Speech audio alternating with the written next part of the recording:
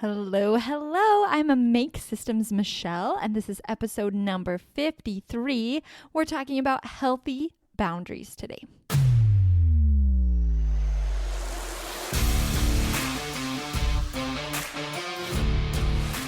Welcome to the Cut the Stress show, formerly the I Cut the Mustard show, where you'll learn how to stop stressing, stop stress eating, and finally create the body that you can enjoy forever. If you're ready to lighten up, pun intended, then you're in the right place because you shouldn't have to hate creating the body that you love. Woohoo! Let's get into it. I'm so excited to talk about healthy boundaries today because before I understood this concept, I was in a world of confusion. I didn't know when I should stand up for myself, and when I did, I felt terrible, like I did the wrong thing based on other people's reactions, and I didn't know when I was supposed to take care of myself, when I was supposed to just let it be, and it was all confusing. And I can see that in a lot of the people that I talk to as well, that it's hard to know when you should listen to yourself and when maybe you should be respectful and listen to other people. And sometimes those sound contradictory, but they're actually not. So that's the exciting thing that you're going to learn today in our Healthy Boundaries episode. So to get started, we're going to talk about what are boundaries, and I'm going to tell you a little story. So boundaries, of course, if we just think about them in the physical realm, right? I'm thinking of things like countries' boundaries or the boundary of a state. We've also got nets around trampolines. Those are boundaries, or fences, right? And so boundaries are they're there to keep us safe, right? And in terms of a country's boundaries or a state's boundaries, right? It's there to tell you like, hey, this is my space. This is where my rules apply. And that's where that other country's rules apply. And kind of the same with our house, right? Whenever you're in my house, you go by my rules sort of thing, right?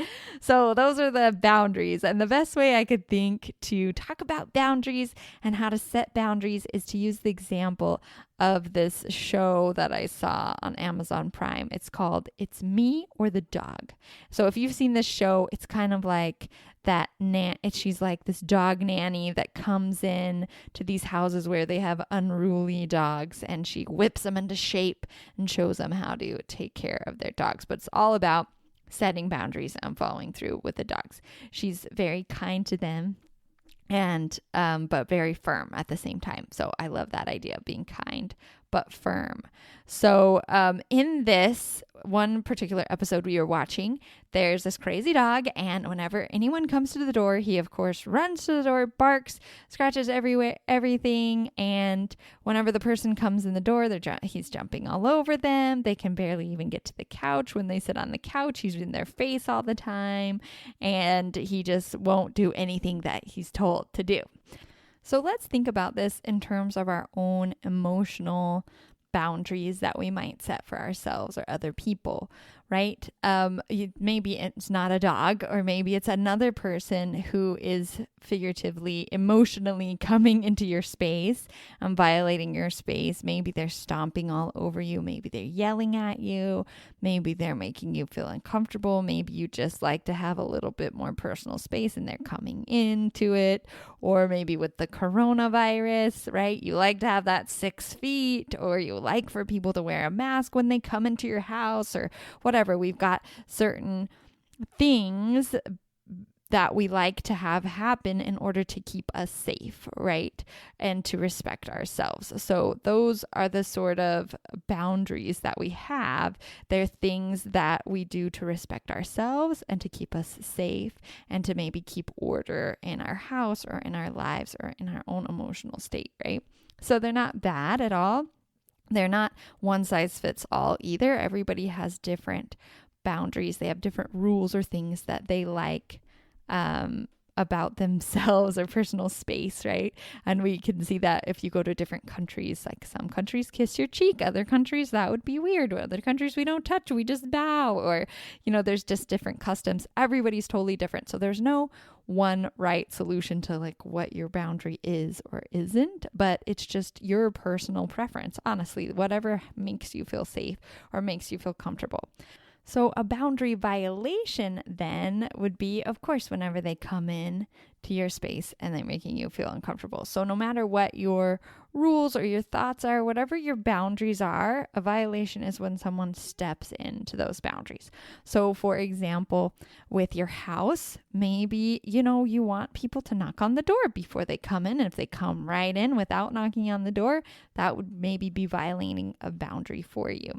Or if, like whenever we lived at our last apartment, the kids were so close together and the neighbor kids would always come to the back window and like press their face against the window while we were eating and just like stare at us the whole time. So that might be violating a boundary. It was for me, I know. So it's just coming in, and you'll know if your boundary is violated because you start to feel resentful. You maybe start to feel angry or hurt.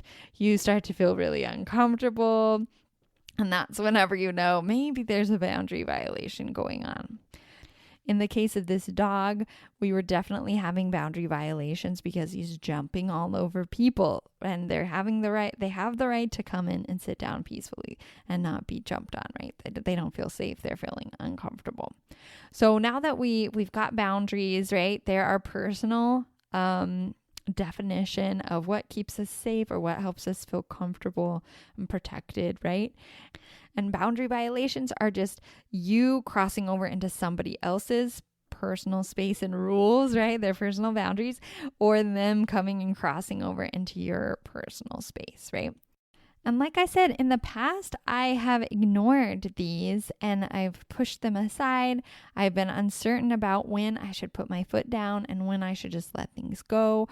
A lot of times I would feel uncomfortable, but I didn't feel like it's a big deal. Like it just shouldn't be a big deal. I shouldn't bother other people about this, or, I should just suck it up and let this thing keep happening because I don't want to make confrontation. That sort of thing. So a lot of times we have boundaries and we have boundary violations, but we just let them slip because with good intentions, we're thinking, okay, well, we don't want to mess up this relationship. I don't want to say anything because I don't want to hurt anybody's feelings. I don't want to mess up this relationship. But in the end, it actually makes a huge difference to just go for it and communicate those boundaries to other people. So let me give you an example. With those kids coming up to my window and pressing their face on the glass while I'm trying to eat dinner with my family. For me, that was a boundary violation. I'm feeling uncomfortable. I'm feeling a little miffed and annoyed. Like, I just want to be able to have this time with my family. This is my family time. This is my house. I shouldn't have people like staring at me being in my space, right? Feeling claustrophobic or whatever. So I could say, oh, it's not a big deal. We live in an apartment. I should get over it. I don't want to offend these kids or things like that. And I could just keep letting it go on. But if I do that, then that bitterness is still there. I'm still feeling annoyed and angry every time they come to the door.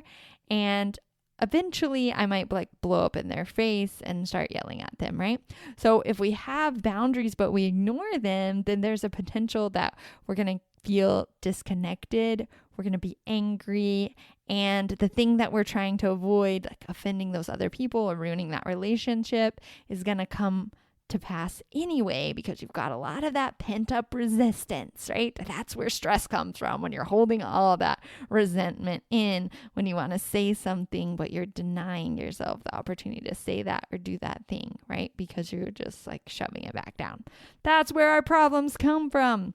So I'm here to show you that actually voicing that boundary and setting that boundary is the better way to go, because it means that everybody's happier. It actually enhances connection, and all the great feelings of love and understanding and respect happen whenever we enforce our boundaries.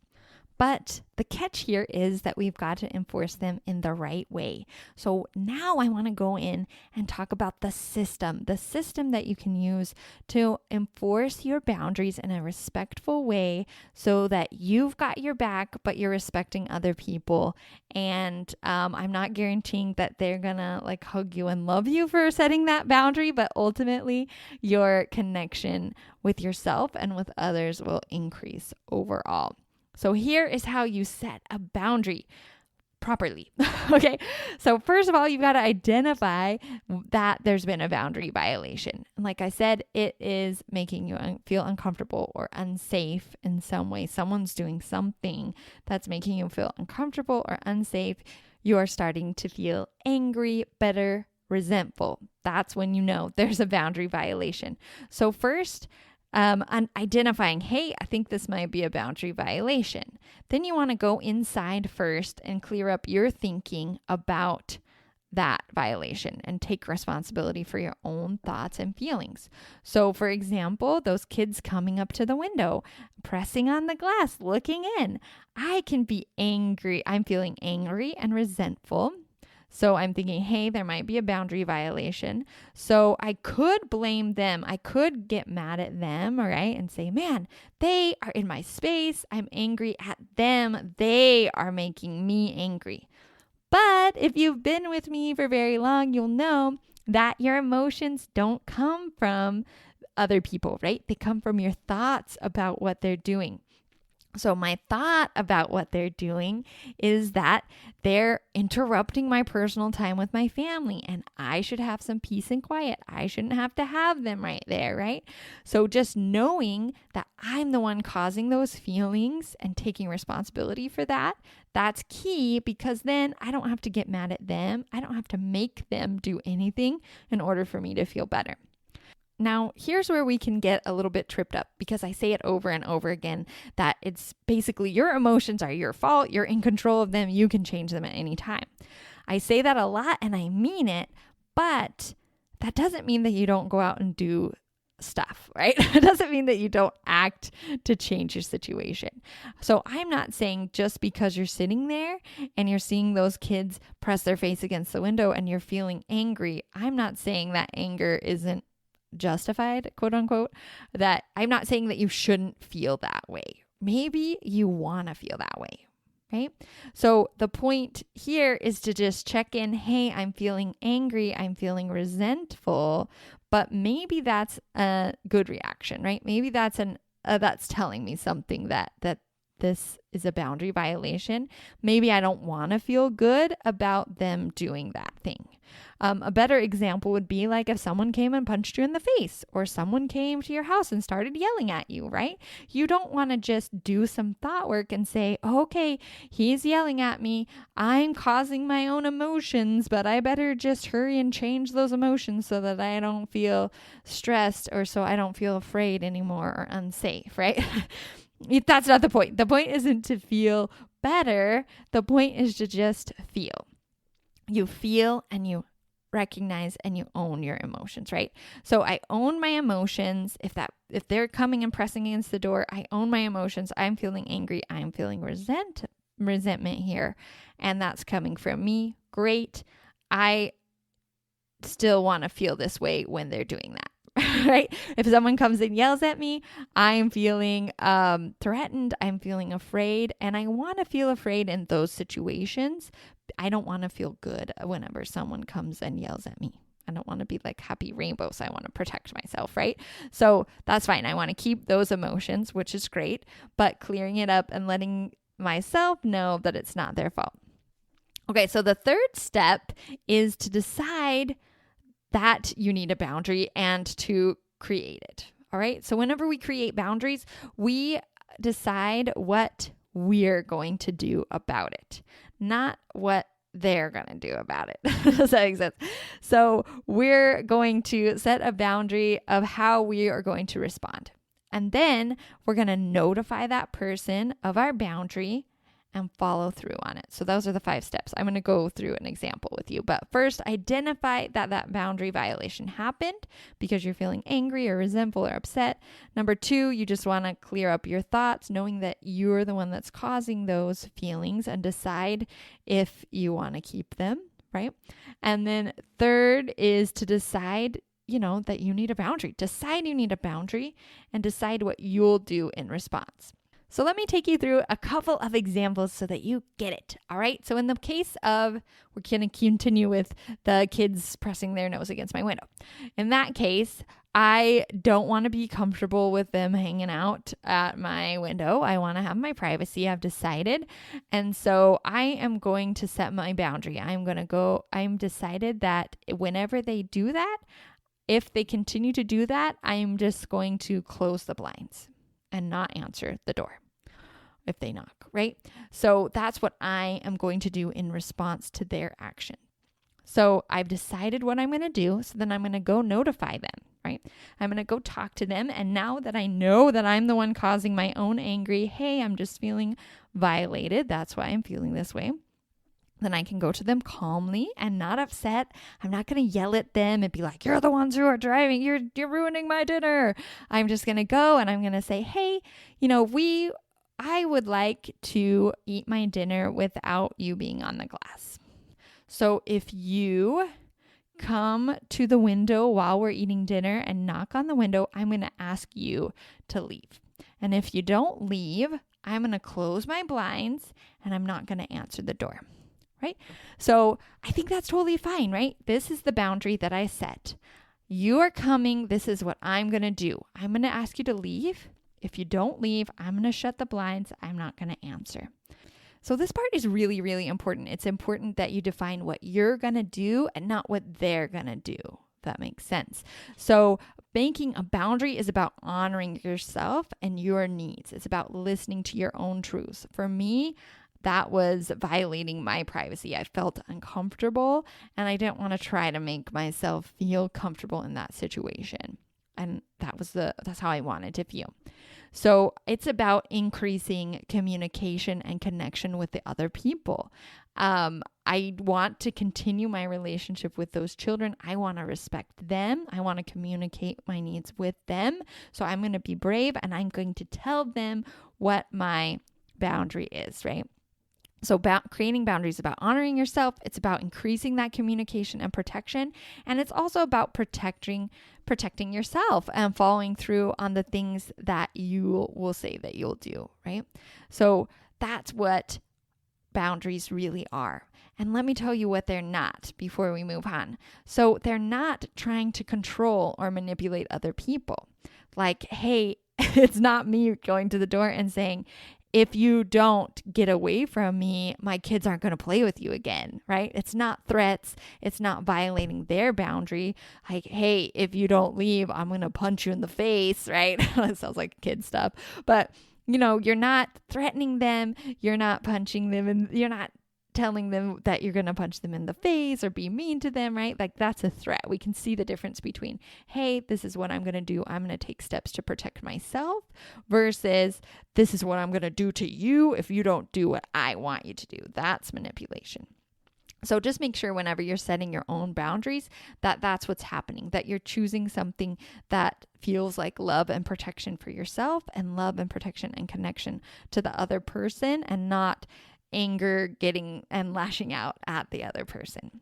So that's how you want to create your boundary, and that's how you want to notify the person of, hey, this is what I'm going to do.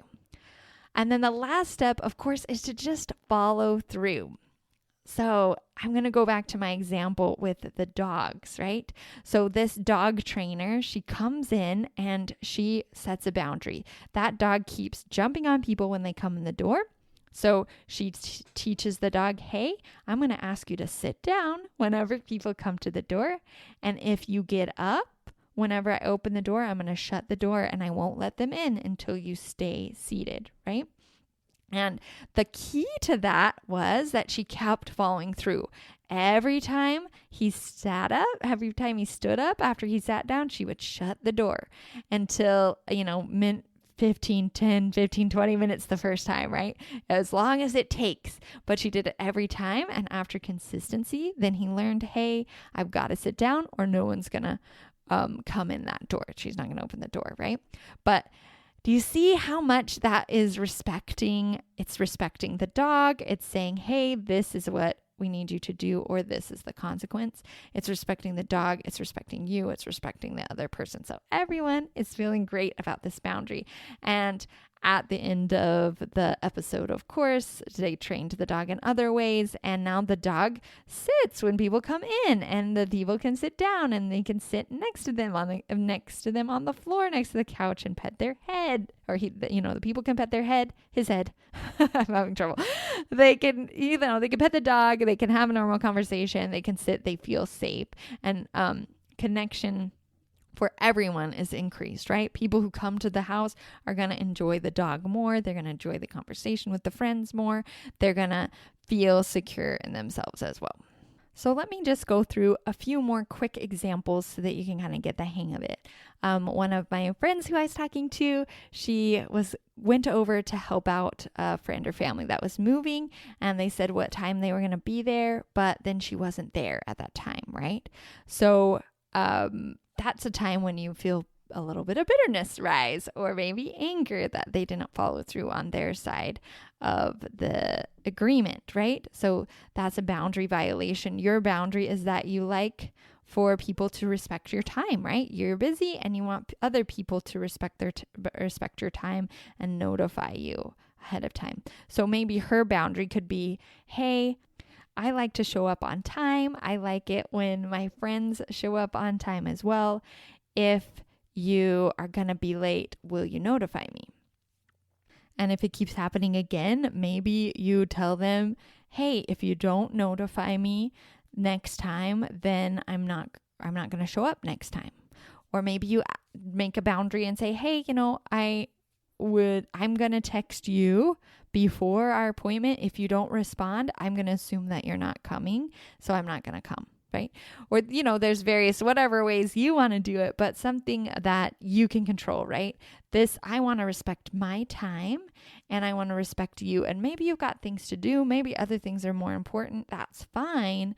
But if I'm going to hang out with you, we're going to be there on time. I'm going to text you ahead of time. And if you don't text me back, then I'm going to assume that you have other more important things to do and I'm not going to show up. Then whenever that time comes, if you text them, they don't text back, then you don't show up, right? Then you follow through on the thing that you've said you were going to do.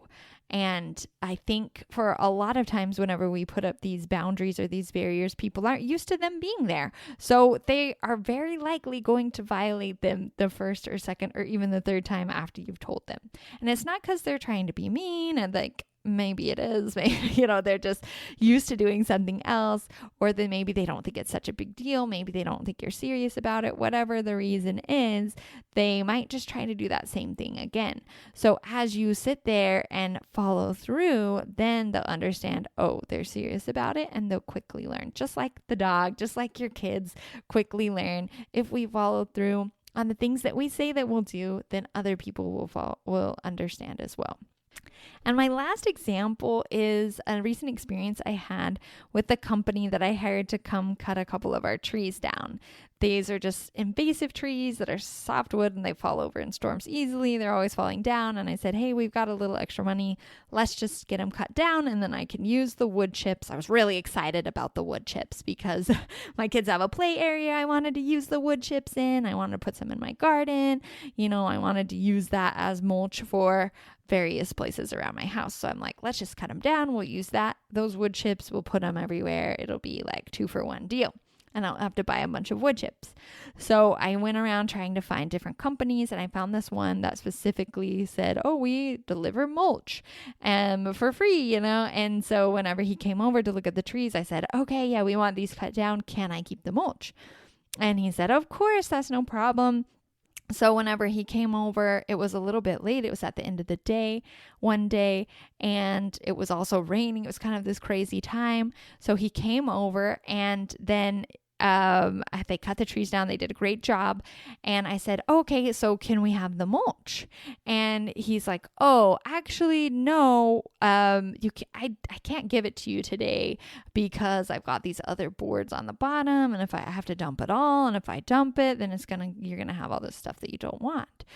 So for me, I was feeling a little bit angry and a little bit bitter because I had told him a couple times and he didn't follow through on what he said he would do. So I felt like that was a boundary violation. But at the time, I just kind of brushed it off because he said, oh, okay, well, I can put you on the list. We can bring you some wood chips later. And so I thought, okay, my dad's a roofer. I understand the process. You've got a lot of things going on. Maybe he forgot.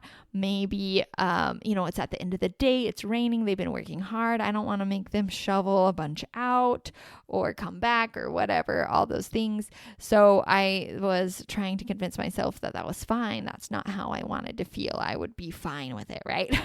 We've all done this. But the next day, after a few days, I realized I was still kind of fuming about this, that I really had wanted that. That's what I had expected. And I wanted to feel disappointed. I want to feel disappointed when somebody doesn't follow through on what they say, right? That's not a value that I want to change about myself. So I decided also that I wanted to be honest with him and clear this up and create a boundary. And I guess a little bit more of the backstory too. I had gotten on the list to get the wood chips. We went out of town for a few days and he knew that. So whenever I came back, I said, okay, am I on the list? Am I going to get some wood chips? And then still sometime, I think it was about a week and a half or 2 weeks went by and I still hadn't gotten those wood chips. So I was getting really frustrated and I said, I've got to put a boundary down, right? He still hasn't been doing what he said he would do. So I emailed him and I said, hey, this is the deal. This is how many times I've said it. I really like to give referrals for people who do stuff for me because I love to talk about people and help you out because I understand my dad was a roofer and I really like to help out people who are working hard and they're doing their best and they do a good job. But if I don't see my wood chips soon, I am not going to leave a review. And boy, in a couple of hours, he just called me right back and scheduled a time to bring me some wood chips. And I think as a business owner, he didn't want to see if I was going to follow through or not on my boundary. But in the past, I think I would have just pushed it aside. I would have not thought about it in that same way. And I would have let it fester. I would have been annoyed. I would have said nothing to him and I would have maybe complained about him later and how he treated me so badly, right? And that I wouldn't tell my friends if they needed their tree cut down, I wouldn't have told them about him. And maybe I would even do the opposite, right? Because I let that bitterness go inside me and I didn't put my boundary out there and respect myself. So initially it might sound like, hey, you're being really mean there, or how could you say that? But looking at it from that perspective where you're saying, hey, what are the results going to be? Is this increasing my connection? Is this honesty? Is this integrity? Is this being true to myself? What are those motivations? And for me on the wood chips, it was honesty with myself. It was honesty with him. And rather than letting it fester and him lose a bunch of business and lose the opportunity to, prove himself to me, I gave him that opportunity to say, hey, this is not okay with me. And he had the opportunity to prove himself and make it all better. And he did. And he did a great job. He came real quick the next day and gave me all the wood chips I could dream of, more than I need, right? So I am willing to share his information with other people because he listened. He did a great job. They cut the trees down great. He gave me some wood chips, So just to recap, boundaries are just rules that we make up for ourselves that kind of demark where we are feeling comfortable and where we're not feeling comfortable. And they're a manifestation of our values in a lot of ways. So a boundary violation happens when somebody crosses over those lines or those rules that we have made. And it doesn't mean that they're bad people. It just means that they don't know that we have a boundary there. And sometimes we don't know either. So in order to create those boundaries and feel safe and protected in the future, we just identify that a boundary violation happened. And we can know that happens by the way that we feel, right? So you identify that boundary, you clear up, and you take responsibility for that, for those feelings that you have. That I'm feeling violated, I'm feeling scared, I'm feeling afraid, right? And I'm creating those feelings, but you check with yourself and realize, hey, I want to feel this way in this situation because it's about my values, right? It's in alignment with my values to feel this way about this situation. So I'm going to create. So that's when you can, number 3, decide that you need a boundary there. And then you decide what your boundary will be. What will you do in response? And then number 4, you notify those people nicely, right? Because you've cleared up your thinking and you know it's all on you. This is the boundary that you have. You let them know, and then you let them know what you will do in response. And then number 5, you follow through. And that's it. You just do what you say you'll do. That's honesty. That's integrity. I love that. So it's all about honoring you and your needs. It's increasing your communication and your connection with other people. And it's protecting yourself. It's following through and respecting yourself on the things that you say that you'll do.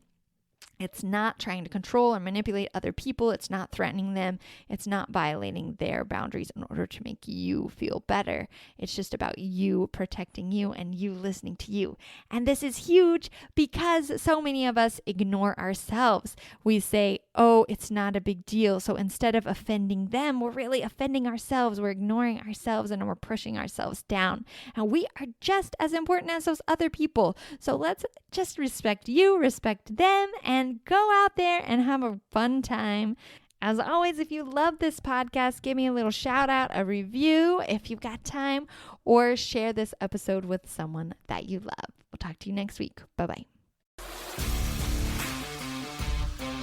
What's one thing that's really been weighing you down? Are you ready to kick it to the side?